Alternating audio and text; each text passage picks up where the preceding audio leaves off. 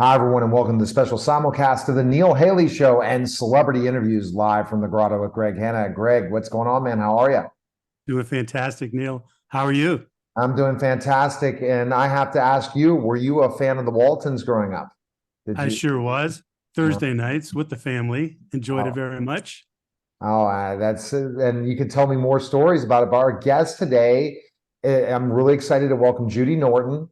She played Mary Ellen on the hit series The Waltons, and she's going to talk about that and a lot of other amazing experiences. Thanks again, Judy, for stopping by. How are you? My pleasure. Thanks for having me. All right, so let's go start off. Did you always want to be an actor growing up? Was that, especially being a child actor yourself, is really early you must have wanted to act? Initially, it was just something that was fun. I had done some dance classes. I'd done some little musical reviews, so it was just fun. I loved being creative, and this was an opportunity to do that. Then my father was instrumental in getting me started with an agent, and it kind of rolled from there. So it was it was fun. I mean, what a great gig as a kid to go and play make believe. It's fantastic. Looking back when you were on the show, what were some of the proudest moments or fondest memories that, come to mind when you think back? Oh gosh. Uh, I'm just, I think we're all so proud of the show and what we created, the stories, the quality of the writing and the directing and the acting. We had amazing actors and guest stars that came through the show, and we had writers and directors who had been in the industry through the golden age of Hollywood. We had crew members who, we had a cinematographer who'd been nominated for an Oscar, and we just had this great group of people. And together, under the guidance of Earl Hamner, who created the show, I just we seem to have created a timeless series that people still relate to. It's still relevant today. So I think it's that body of work really, that the legacy that's been created. When you were acting at that time, thinking about the Waltons, did you know it was going to live on to today and how still popular it is? Did you think Oh, that, yeah. whoever knows, you can look at something and think this is great, it'll be perfect, and it's like crickets. Nobody watches, nobody cares. In this, initially, they didn't expect it to go. CBS sort of gave it a nod because they were getting a lot of pressure to do more family type programming. And this was a story I heard that somebody said, yeah, well, we'll throw that on. People won't watch it, and it'll be like, see, no one's interested. And of course, I mean, year to year, initially we were really low in the ratings, and then it took the whole first season to climb up to the top of the ratings. And then, yeah, you started thinking, oh, I think we'll be back next year. But who can predict, 50 plus years later? Oh, you were a child star, obviously, right? So were there any particular lessons or challenges that you had or that you learned, growing up as a child star that you'd want to share? Um, oh gosh, probably a lot, and some that I didn't realize I was learning at the time. That later I went, oh wow, I learned not to do that. Um, uh, it's there's a lot of technical skill involved in acting, just the mechanics of it. And when you deal with film and television, there's the continuity aspect of matching. There's a lot of things. I have a YouTube channel that talks about behind the scenes of the Waltons, and I get asked a lot of questions. And one of the things I've been educating my audiences about, whether to the degree they're interested, is things like matching and continuity and what happens, and saying, oh, look, see, there was this error there. So I have a very educated little audience now who are beginning to recognize those aspects of hitting your mark and finding your light and finding the camera and melding all of that. And at those endless dinner scenes, if you ate, then the next take you have to eat again. And if you see the person, everybody has to do the same thing over and over. So those things were skills that you develop from whatever age you start interacting either on the stage or on film. Are you able to mentor child actors today that are involved, or at least in your career, that have come to you for advice? A little bit. I have done some teaching and some coaching at times. It's not something I'm doing currently. And I actually literally don't get asked about it. Sometimes when I've taught people like me, one of the things you learn is you think you know it all when you're young. And then the older you get, the more you realize maybe you didn't know it all, and maybe you still don't know it all. So that's what I found sometimes when I've been working in situations with younger actors is they think they know, or they don't know what they don't know, so they don't know to ask. Yeah, the older I get, the more I realize I don't know. That's just the truth. Yeah. But you can take all those past experiences and move them forward with you into your next birthday. That's the important thing I've found. Well, besides being an amazing actress, I didn't realize it, but you're a musician as well. I mean, how did your passion for music start? Tell us about the albums you've had, and do you have any projects you're working on now musically? Thank you for asking. I always loved singing, so I don't really play an instrument. I mean, I play at guitar, but I'm not very good. From the time I was little, I enjoyed singing. My mom sang professionally when I was young, and so there was always music around the house. The radio was on, the record player, the old record players, and she loved standards because she grew up in the 40s, 30s, 40s. So the radio was always the sort of Great American Songbook, and then musicals, Broadway musicals, things like that. So that was a lot of the music that I grew up listening to and grew to love. I did my first little recital. Me and my brother and sister were all part of a little children's group that with the voice teacher my mom studied with. So I remember doing that, and that was fun. And I wasn't any good, but I loved it. And I did a children's production of Cinderella as a child every weekend for about a year. My sister and I did that. And so it was just something I loved. When I was about 16, I discovered that I couldn't carry a tune, that my pitch was terrible, and I was crushed. So someone I knew had a voice teacher, so I started studying voice. And I really initially just did it for me because I wanted to not be terrible. And I thought, even if I just sing around the house, I won't be so embarrassed. And then after studying for a while, I actually started to audition and got hired. So I thought, wow, someone will actually pay me to do this. So then I really buckled down and continued to just want to grow the skill.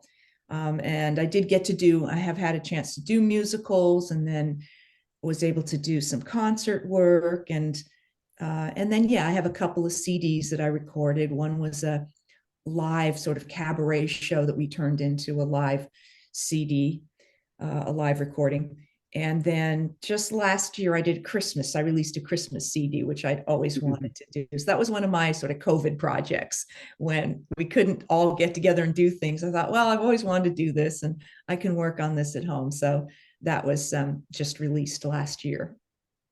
So let's talk about specifically life after the Waltons, after tell us your acting career, some of your highlights from that career.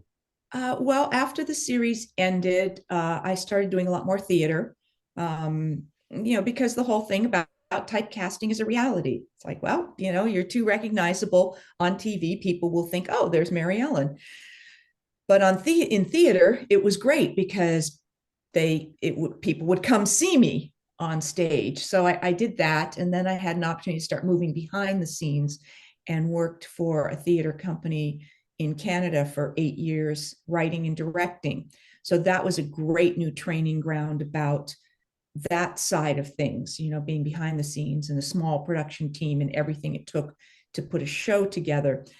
So that branched me out into then also exploring writing. I wrote a fair bit for theater. Then I wrote for a little bit for film and TV. And so it's just been an ongoing exploration of new areas, and I continue to act, but I also, if I get other opportunities, I go down those roads. Wow. That's pretty crazy. So besides all of that cool stuff and being an actress and being a musician, did I also learn that you're a producer and a writer? Yeah, I have done just a little bit of producing. I tend to not do that because I feel it's one of my weakest skill areas. There's just so much to know about it. The writing, yes, I definitely, that came from having to write all these original shows for the theater. And then I worked with another producer down in Texas, and he found out that I wrote. So he'd say, "Hey, can you write a show about blah, blah, blah?" So we do that. So I got a lot of things commissioned in that way. So it's nice to do that variety, because it then, when I go in and I just do an acting role, I come in to guest in a show or a film, Mhm. I feel like I bring more knowledge to that table, that the writing, directing, and acting really inform each other. So I use what I know as an actor when I'm writing or directing, and vice versa. Um, so that's been great to explore some of those other areas, because acting can be so contingent on, I mean, obviously, as a writer, it doesn't matter if I'm male or female in terms of what I'm writing. As an actor, obviously, if it's a male role, I'm not going to get cast. So those types of things, or it can be age contingent, all of But that. wait, haven't you been reading the news? It doesn't seem to matter these days.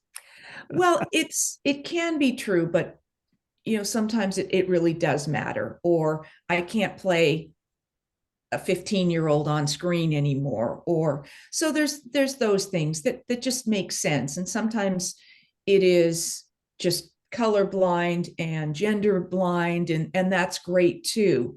But when it's not, there are visual limitations sometimes.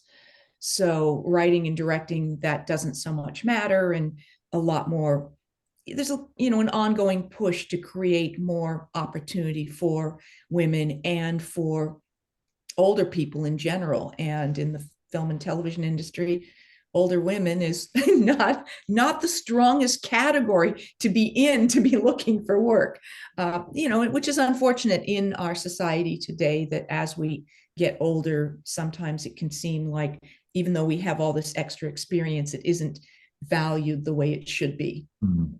And that's the thing. And then it's auditioning and starting all over again and doing things again. What are your current projects you have right now? Tell us a little bit about. Well, one of the main ones that I continue to work on was another one of my COVID projects, where I started my YouTube channel. It's behind the scenes of the Waltons. And so I just create content that talks about the various different episodes and the cast members, and answer fan questions. And so that's been really kind of cool to interact with the longtime fans and sort of give back to them inside information, to the degree I can remember it 50 years later.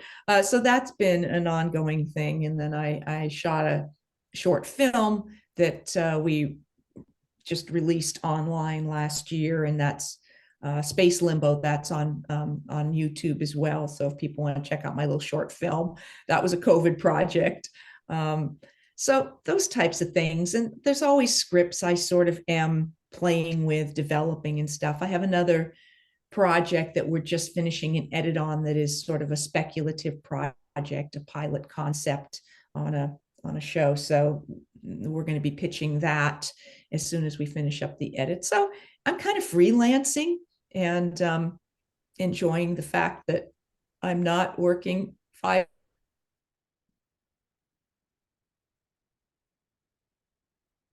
sorts of things in my life. Absolutely. So let's, Greg always has a final question he likes to ask. So go ahead, Greg, with your question. Yeah, sure. Thank you. Judy, it's been a real pleasure speaking with you and getting to know you. Just for myself and for the audience that's listening, what is it that you feel is the most important thing in life that you've ever learned? Oh, wow. I think keep moving forward, keep growing, keep learning. I think as long as you are engaged in life and have goals and things you want to do, that it keeps you young, it keeps you active, and it keeps you engaged. So I think you just always have to be looking ahead and creating your life. That there's always going to be no's along the way, but just keep going. Just don't let those no's stop you. If you run into a brick wall, go over it, around it, dig a ditch, find another path forward, but continue your journey, because there's, no matter what age you're at, there's always new things that you can explore and enjoy. Excellent. That's such a great advice, Greg, because if we do that, we keep going, we keep persevering through things. And Judy, that's the best for actors or anybody that's trying to get a role. They got to keep plowing through, right? Yeah. And that's in that business, you have to live that way for so many ways. So what would you like to say to your fans now? I mean, especially ones that, they've not gotten to hear an interview from you and it's out on YouTube or Facebook or on radio. What would you like to tell your fans? Especially now, I'm sure you still do signings, you still get those opportunities to interact with them, but some fans might not know what's going on. What would you like to tell them? I think the biggest thing would be just thank you. Thank you for embracing the show, all those years ago, or if people are new to it, embracing it now. Thank you for continuing to, keep it relevant and keep it alive by watching it and keeping that, it's given us this legacy that is amazing to me, and I'm so proud to have been a part of it. So I guess thank you for that. That's great to always say thank you. We appreciate it, Judy. Best place people can find information on you is go where? I am on some social media. I predominantly interact with people on my Facebook channel. I not my Facebook, my YouTube, that I do read all the comments on my YouTube channel and I try to respond to them. Facebook, I'm on there, but I don't have as much time to interact there. But I do have a fan page on Facebook. Twitter, I'm sort of minor presence. Instagram, I have an account, but I never look at it. I'm just not, I didn't grow up in the social media era, so I'm just not real social media savvy. So But you have that brand, which is the Waltons and the fan base. I could imagine if you said you were going to do fan mail, how long that would take. And that's just fantastic that you have that and you'll have that to live on forever. So we appreciate it. Yeah. Judy. And I do have a website, judynorton.com, and there are photos and my CDs and are available there. I, again, don't update it as often as I should. But, there's only so many hours in a day to sit on a computer, and I try to get away from my computer and go out and engage in life. All right. Thanks, Judy. We appreciate it. Thank you so much. Thank you. All right. That was Celebrity Interviews live from the Grotto with Greg Hanna. Guys, take care.